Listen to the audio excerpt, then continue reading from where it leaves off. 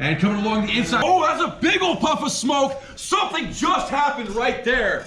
Yo, dudes, welcome to part 3 of the How My Tiny YouTube channel Changed My Life series. We're going to my final event of the 4th of July weekend, the 4 Hours of Melons series. It's been a long one. I'm running on fumes at this point, but we're not going to talk about that too much. Let's just go ahead and get right into the action. Right here we have a dude that's masterfully on his last legs, having paced himself epically, going into event 4 of the 3-day weekend. Conserving energy for all the vocals that he'll have to provide later. He ain't even trying to make a testimonial video right now, just trying to rock out to some tunes from the Fast and Furious soundtrack, headbang a little bit to get that energy up, to bang it through a 4-hour endurance race. Here we are, 4 hours of melons. Been looking forward to this one. Lots of reasons why. I love shit boxes. Shit boxes are my favorite things in the world. There is very, very little on earth I love more than a sketchy car. Yep, over here we got the Kraut melon, the 777. Oh yeah, that's a juicy melon right there. Got my man Jay and his boy Pecos over here, rolling out on their little freaking Baby Shark Camry. This is the most pristine S-Box I've ever seen. Got Tyler over here showing the almost boobs. You gotta at least get a bear, bro. You gotta at least get a bear.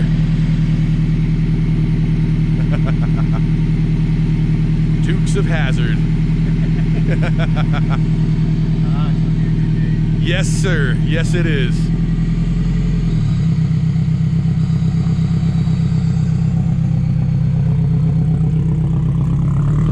Here we got one of our more dangerous teams from last race.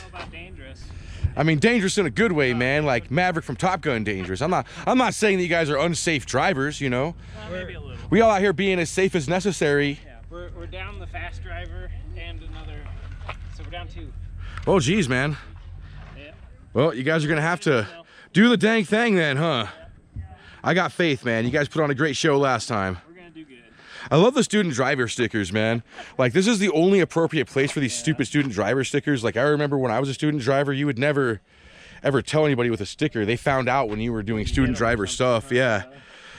It should have been student driver, like, this is my road, get the hell out of here. Yeah. Kids these days are cowards. They don't drive little shit boxes like they should. This is a shit box. I'm saying kids these days don't. They're driving a freaking Kia Seltos and just being anxious about life and Hitting too many hits from their jewels there. I guess. Well, go out there and kick some A today, bro. Thanks, man. Yeah, dude. Good seeing you guys out. This was our winning car from last race right here. Had a coolant malfunction early on in the race that they had to get taken care of. Funny enough, I had that same coolant malfunction on my car later in the year, and I figured out how to fix it because of this shit box. Well, hopefully we did too. I hope so as well. You guys without I mean, you guys were probably out for what, 30, 40 minutes? Ended up being close to an hour. Oh, ended up close to an hour, so yeah. And they still ended up pulling off the dub, man. So this Integra is the car to beat today. It's got that extra rusty fender. You know, you don't want to have any extra paint from weight, or weight from paint rather. You got to make sure you get all that stuff off of there. So right on. Thanks for coming out, guys. We look forward to seeing you beat the crap out of this thing. Here we are in the pit area. All the drivers out here getting their cars tech inspectorino status. Look at this little whippersnapper in the Baby Shark mobile, man. Pecos out here, he runs this thing hard into walls and stuff on the first go, you know, but you got to do stuff like that. He's out here pushing that failure point at the ripe young age, man, and that's the way it should be. These guys came and just ambushed me with this power steering fluid that I lent them the last race. JC's and she's like, oh, better get that fluid for you. But it's a great racing community out here. But you guys got a little flower in there too, man. Yeah, we do for them Chiefs. There you go. Not too much weight, you know, that one's allowable. We got our little fire extinguisher. But yeah, minimalistic little car here. Nothing really going on with the Baby Shark besides some tires that costed more than the whole car does for sure. Got our little open exhaust almost, man. Pretty much everything cut off besides the actual manifold there. Got the oil cooler. Definitely gonna need those for the Enduros for sure. Tucked away in there. Geez, yeah, you guys just bought some jank little scrap oil cooler too. You didn't even get an eBay special or nothing. Straight from the junkyard, huh? Exactly. Hey man, that's the way to do it. there's budgetary constraints on all these builds. You kind of have to do stuff like that.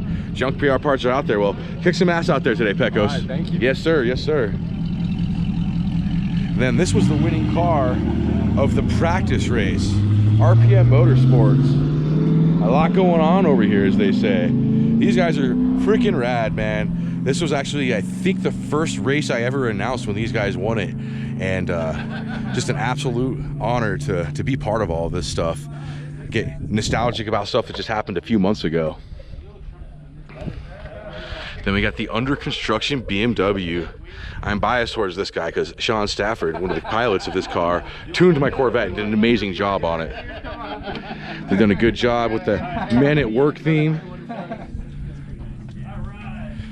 Nice BMW straight six. Now these guys in the practice race were doing really well. They had an excessive amount of stops though because they had a lot of driver changes to get people some practice in, but they were really kicking some butt crack in that race. So another one I'm really looking forward to seeing out there. Got Betsy over here taking some pictures. Her camera rig is a little bit fancier than mine. Not that much fancy. The RPM Motorsport dudes are super rad. Based on the awesome first impression I made as announcer, they offered me a drive in their car for a stint. So I had my boy Scott go and retrieve my helmet, but it turns out that probably wasn't the best idea for them long term. Welcome racers and race fans to the 4 Hours of Melons series here at Segway Circuit. We are in race 2, accruing points as we go through our 4-part series throughout the year. Thank you to everybody for coming out, spectators and racers alike, watching these guys risk man and very inexpensive machine to come out here and put it down for our entertainment here at Segway Circuit. It's been a beautiful 4th of July weekend so far, both here and at Albuquerque Dragway. The racing community is live and bustling and celebrating the 250th anniversary of America in the best way possible. We're not fighting the British necessarily per se, but we're over here doing our part to make motorsports great again. So thanks everybody for coming out and having an awesome day with us here at Segway Circuit. We're gonna burn it down for the 4 Hours of Melons. The crowd melon trying to stay glued to Men at Work as they're on the back straight, but the extra displacement and much newer age of that straight 6 in the Men at Work beamer, putting him out there in front. That lighter weight of the crowd melon likely being advantageous as they're coming into the hairpin.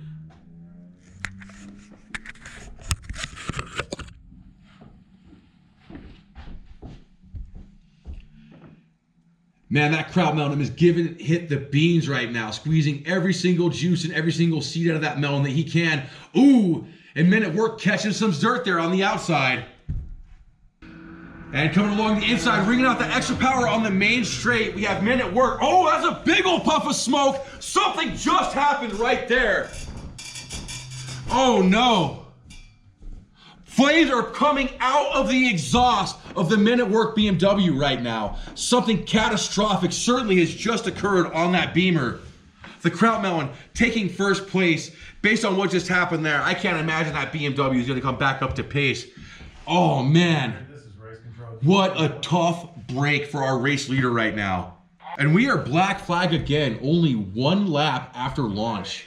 Let's see what kind of shakeup that we can have here. So we have some intel right now. It turns out that it's a blown radiator hose, something that it may be potentially repairable that went bad on the Team Anti-Fast Integra. We do not know what's going on with the Men at Work BMW, but we know that those men are currently not putting in work. That vehicle is broken down on the side of turn 2.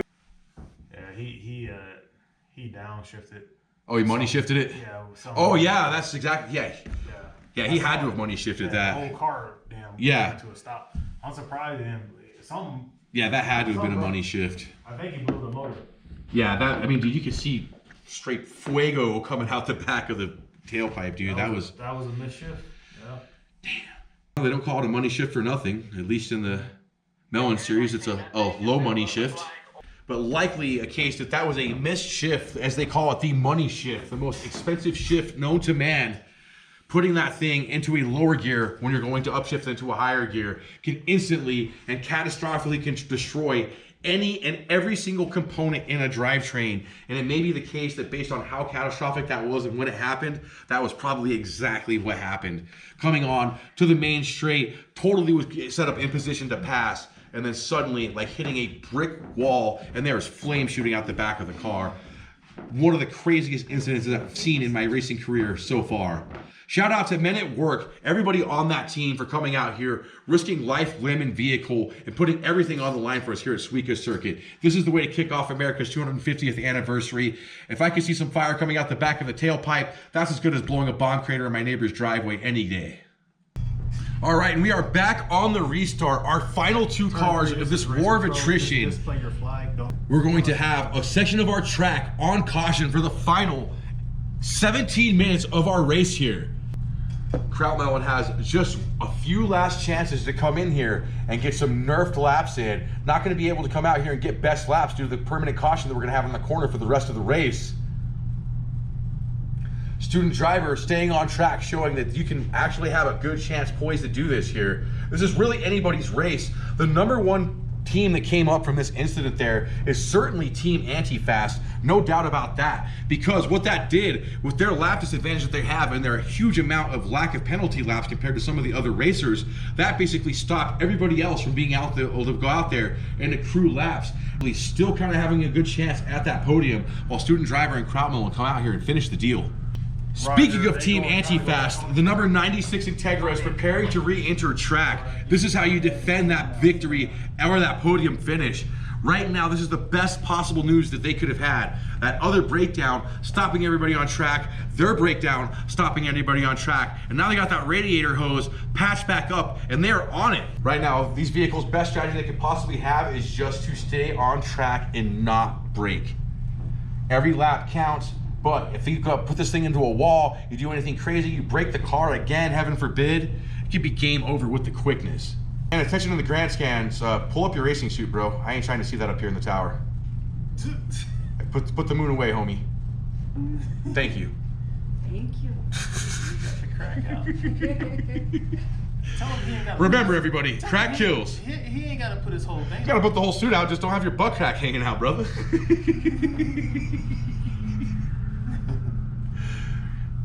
Kraut Melon is still putting down a pretty commendable lap time at this point, even with that standing yellow of a 1:43.112.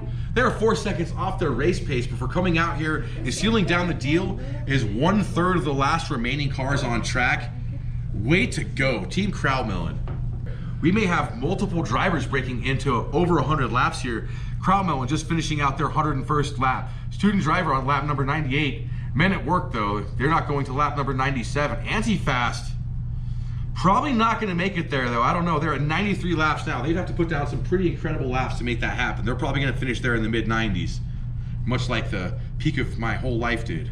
We kind of got the battle that we were expecting. We were expecting a violent wheel-to-wheel battle between Team Kraut Melon and Men at Work. Beamer on beater, Beamer beater blasting, and yeah, he blasted that thing into the wrong gear all right. We got our battle. Kraut Melon just got it over with way faster than we expected, much like every date that I've ever been on. Quite the war of attrition. We were just kind of reminiscing in the tower of how many different cars we've seen and the way that they went out. First and most tragic, I have to say, RPM Motorsports. Our friends came all the way here from Colorado, even offered me a chance to drive their car. I had my buddy Scott go and pick up my racing helmet so I could do that. And as soon as we committed to that, that act itself committed that car to just absolute failure, causing it to fail immediately. And again, that car did nothing wrong besides just want to prevent me from driving it. So it's really my fault that we lost maybe the favorites that we had here in the race. Team Creamed putting down 22 laps throughout the event there, absolutely doing everything they could to put that thing on track, but failing time and time again. Really tragic to see that. Team Pecos Racing, little Pecos was out there hot lapping the heck out of that dang Camry. That's for sure. The Baby Shark was out there and moving it lap after lap, even shaving down to a 1:46 lap time. Absolutely astonishing for a grocery getting Camry that they basically were paid to take out of a junkyard. And yeah, they have not been able to get that thing back on track here successfully in the second lap for more than one lap at a time. Team Anti-Fast is fortunately put themselves back together and got themselves back on track, but we have Men at Work over there stuck in the grass between 2 and 3. God knows how much of the drivetrain is left after that money shift. Like, that is the reason why they named that shift just that. Those guys may have to come back with an entire different car after this one. Really tragic to see, but again, If you're not breaking stuff, you're not trying hard enough. That's the name of the game of motorsports. That thing is going to happen. And the only thing you do is just build it back stronger and hope not to make the same mistakes again. But shout out to all of our drivers, all of our racers, and all of our fans for coming out here, holding it down for the 250th anniversary of the United States of America. I can't say enough about that because the 4th of July is my favorite holiday of all time. And being here at Suica Circuit and at the Dragway for 4 separate events throughout the weekend has been the best experience of the 4th of July of my life. And that's a hard benchmark to chop. So thank you everybody out there for being a part of it, and especially Team Men at Work there for lighting up the biggest firecracker I've ever seen here at Suica Circuit when they launched their transmission out the back of the exhaust pipe, and that's kind of what looked like what happened from over where I'm standing. So we have a whole 7 minutes left here, and we have the 777 car signifying that with a 143 lap time as they come across the stripe for their 104th time. The number 96 Integra with Anti-Fast continuing to put in work with a 150 lap time. Coming across the line for the 97th time. If they can get 3 more in, which I don't, they may be able to get the start of that in. We have 5 minutes left. If they can get the start of their 100th lap in before the flag comes out, they could do it. The Kraut Melon, again, 143, consistent times out there, keeping a solid pace, putting in those laps. Even though there's not really anybody to wheel race right now because their primary contender is taken out of the game, you want to make sure you get as many laps in as you can, especially when penalty laps are assessed. Now, that thing looks like it probably costed about $7.77. I think it's the price tag they have right there on the side of the car for their number. So hopefully they don't have too many penalty laps to be assessed at that point. Anti-Fast has now overtaken Team Men at Work on laps.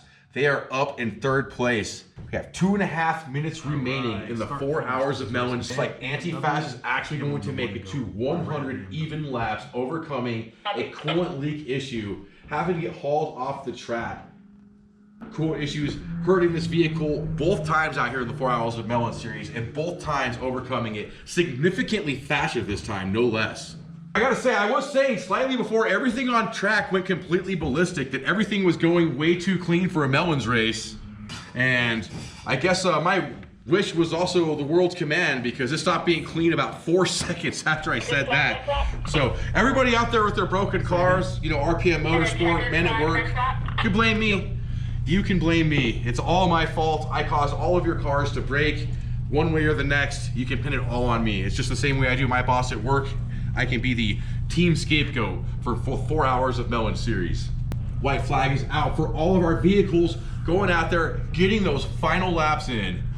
And finishing lap 100, taking their white flag. Looks like Anti-Fast will make it 101 in as we have the checkered flag about to come out. But there we have it. Team Kraut Melon coming around turn 14 for the final time. 4 hours of Melons winner by position. Again, we will see how the penalty laps shake it out, but based on the price tag on the side of that car, they should be looking as good as that vehicle does inside and out. Congratulations, Team Kraut Melon, for an absolutely outstanding performance. One of the few people that were able to keep that car on track for pretty much the entire race. In fact, I don't think they came off track for anything besides mandatory driver swaps a single time, which is extremely rare to see here at Melon Series. I can only think of one other car that did that, and they broke on lap 8 this time. So not a consistent thing that you'll ever see out here. And again, shout out to everybody that came out, risked life, limb, and machine, and broke those things into piles of parts, all for our own entertainment. Second place in field position, we have Team Student Driver, 105 laps in. They won in field position last time, but had significant penalty laps. We will see where they sit on the podium after this, or if they're even still there. Team Anti-Fast, the last car on track. Our Wounded Warrior getting hauled off, put back on there. Winners of our previous race, very likely poised to take the win if penalty laps work well enough on their favor, and certainly march their way up the podium. Absolutely impressive performance for them as they're coming around turn 13 for the final time, looking sharp in the number 14. Checkered flag waving for the final moment of the 4 Hours of Melons series right here at Suica Circuit, kicking off America's 250th anniversary. Thank you so much, everybody, for joining us. Stick around. We will have awards here shortly to determine who actually won this Haas, because there's still some penalty laps to be assessed. We're going to find out which one is the best. Again, thank you all for joining us. My name is Curtis Maxwell Lyon, Albuquerque's auto sports announcer, the Motorsports MC, signing off from the tower. What a hell of a show you guys had out there today. That was just rad all the way. Everybody was out there doing their damnedest, putting out their all. I gotta love seeing everybody out there and doing it. But we all got to get to the brass tacks of who was doing it and who wasn't. And it was quite the shakeup out there. So after we have all of our penalties assessed, in 7th place here, I can't count to 7 right now, we have Team RPM Motorsports with 6 laps in. Basically, again, their race being crippled by offering me a ride. If I hadn't had my helmet delivered, no question that car wouldn't have broke down. And then Team Creamed, also my fault because I'm also a Corvette guy. That also doomed everybody else to failure who also had a Corvette. They had 7 laps in, putting them in 6th place. And then with no penalty laps assessed whatsoever, out there doing the dang thing in the grocery getterest car you've ever seen, we got Team Pecos Racing, Jay and Pecos Jones out there doing it. Thank you guys out there for beating that Camry to whatever last life it had out of there. And then in 4th place, man, what a tragic not finish there. Team Men at Work with 95 laps assessed, sending God knows what out the back of their exhaust pipe. And now for our podium finishers, with a second coolant failure that they had to overcome, Team Anti-Fast. Congratulations for the 3rd place finish. 3rd place loser plaque for you guys there. Congratulations on not coming in last. All right. Wait, no, you got the wrong one. You got the wrong one. Here we go. I don't know what I'm doing. You guys are expecting me to count, dude. I only talk and say dumb things. I'm not a counting guy.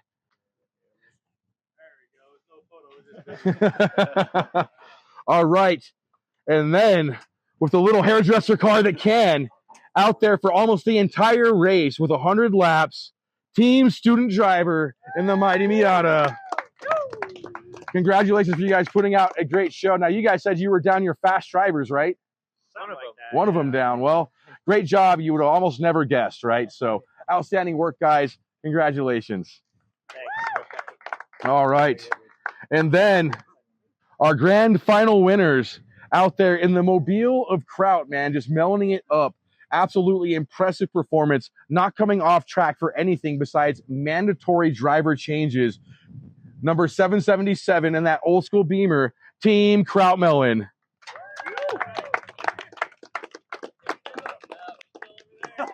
Still over there trying to figure out their car. All right, all right. On behalf, all right. We'll come and collect this award in their stead. Is this guy trustworthy, Eric? Yeah. All right, all right. Oh, man. 1st place Melons winners. Congratulations there. And our Best Melon Theme Award. You know, we always want to have people out there with the craziest decorations that they can. And for this one, it was kind of a shoo-in because y'all didn't try as hard as I expected y'all. You're going to have to do better next time. Straight up, I'm going to just come out outright and say it. But our winners of the Best Melon Theme and the most broken drivetrain I've ever seen is going to be Team Men at Work.